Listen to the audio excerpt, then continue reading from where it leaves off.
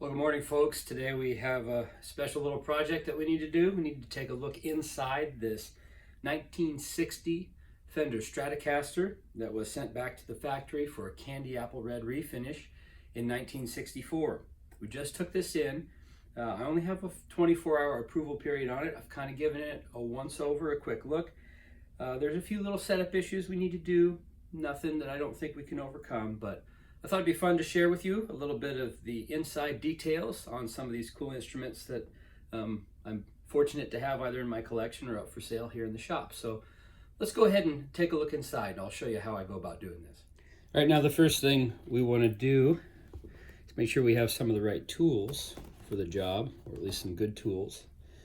A couple of things you're going to need, of course, screwdriver with the right tip on it. This is a little bigger Phillips head. I actually like, for the pick guard screws, I like to use a very small screwdriver that's actually a flathead, just so it kind of fits in there, and that ensures that I have to do it really gently.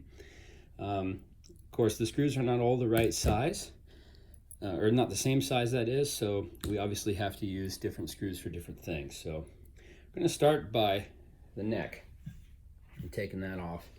And of course, the first thing you're going to want to use is a string winder for the top of the headstock.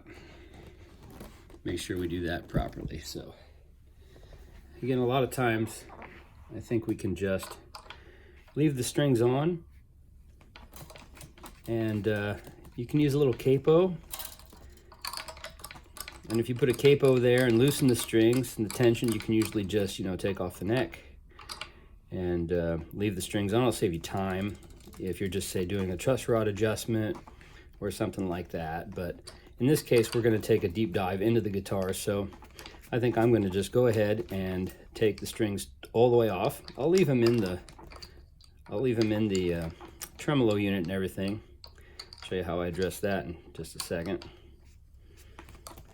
But I really think that's the best way to go. These are new strings, and there's no reason to do anything to cut them or rip them. If they're old strings, you might as well just go ahead and take them off. But they slide pretty nicely out of these single line clouson holes, which is nice and convenient. So there we go. Go ahead and push this here. Got a nice soft table and a messy floor to look at. So we'll go ahead and, of course, I will, in these instances, just lay a little cloth here to protect the finish, even though these strings aren't really going to do anything.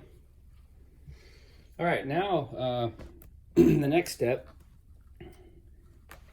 is to take off the pick guard. There's a couple issues here that we need to address. One is this neck pickup. It doesn't like to sit down all the way because of this little pick guard crack. So we need to go ahead and address that. No, actually, you know what? I think I'm going to go ahead and take the neck off.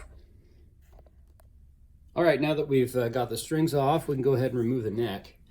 The neck removal can be a very scary thing for a lot of folks, but it really doesn't need to be, and it's not. What you do is hold your hand right here, put your thumb on the back plate, and then stick a screwdriver with the proper screw in there, and you just begin to slowly go back.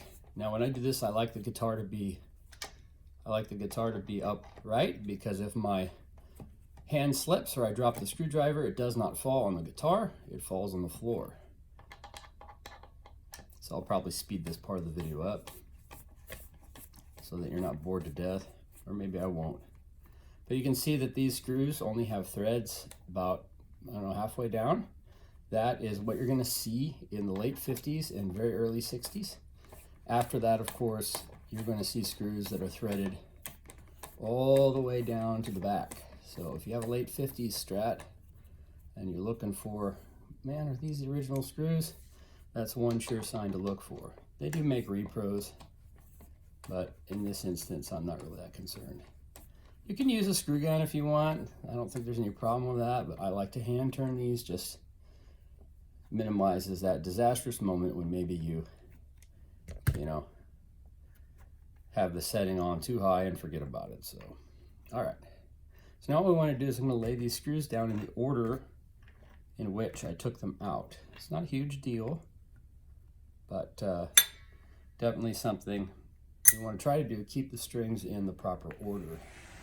I'll go ahead and lay this down. All right, so there you go. There we got our screws laying down. I'm going to put these on the floor underneath. I have a little tray for the smaller screws, but this big one, since it can go on the floor, we'll deal with it like that. So there we go.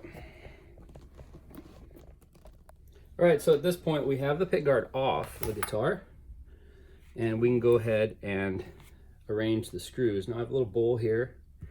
What I'm going to do is arrange the screws in the bowl in a circle according to the pattern that I pulled them out of the guard. Now why do you do this? Well, it's not that big a deal because of course all these screws are supposed to be the same. Oop. Let's bring that one back there. That one there. And this is not a huge deal, especially if all the screws are original. The trouble, of course, is if you have one screw that's not original, and maybe it's a little different than the others, then you have an issue. So we have that bowl right there, and I'm just going to carefully move this over here. Looks like those are all the original screws, so we're not going to have to worry too much about it. Ideally, I'd like to have a tray, but I don't have one right now, and I have limited time. So let's go ahead and pull the guard up here. Take a look at what we got. Be very careful and gentle.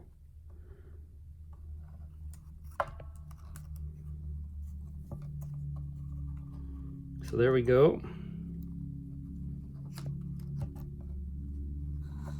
I'm going to go ahead and grab the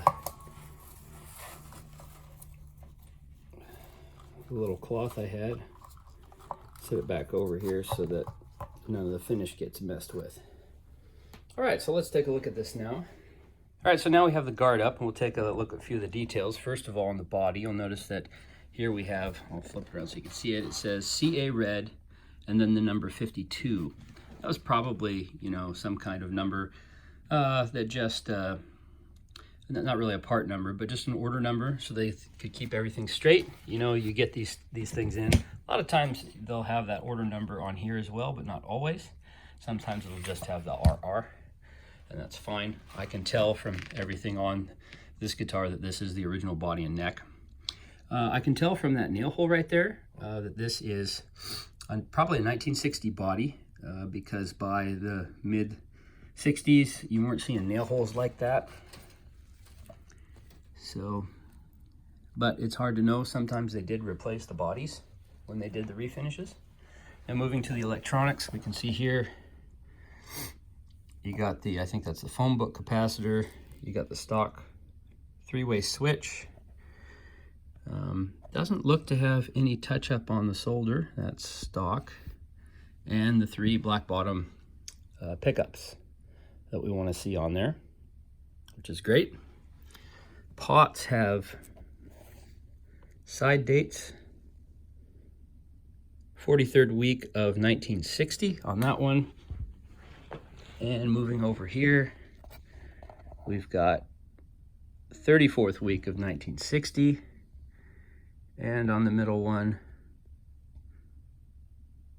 looks like the 43rd week of 1960. So thankfully that all looks stock. Now the other issue we need to try to address here is, if you can see, we're having a little bit of issue here with the pickup wanting to pop up. So we're gonna have to figure out a solution to that. One, of course, is just to get a new pick guard. I don't really want to do that. We could also maybe add a little bit of springy there, but as you can see, that one's pretty squished. So we'll have to get creative a little bit and figure that out. But the nice thing here is all this looks stock. I don't have any concerns or questions about the originality of the instrument. It looks to be, you know, what it was supposed to be, factory refin 64. Another thing to look for, look at the wear patterns there. If you look at the very tip, bottom of the neck pocket, you see that paint sticking there? And if you go down, you can see the same pattern there. Same thing on the back of the guitar. If we look at the neck plate and the pattern of wear there, it's the same. So we know nothing's been messed with on this. It does look like it has a signature here. Looks like J wired this. See that? J. So this is a J wiring. And it looks to me like, yeah, based on the pattern of the shield, I think that's a shield from the earlier 60s because it has that red on there. You know, by 64, 65, you start to just see the plain ones. But it's hard to know exactly. A couple other things to look for is a worm route right down there, looking exactly the way it's supposed to. And then another thing is router marks, which of course we can see. If you look right there, you can see that router mark. This is the thinnest part of the Strat body. You don't see a lot of cracks or anything down there, but it does happen from time to time. So anyway, that's a look inside this 1960 Fender Stratocaster with a 64 factory refin. Again, as we said, a couple little setup things we need to do with the neck pickup. I also want to get that shim out of there. We really don't need that. So I'll go ahead and do that, but that's a quick look at this baby, and we'll go ahead and work a little magic on her.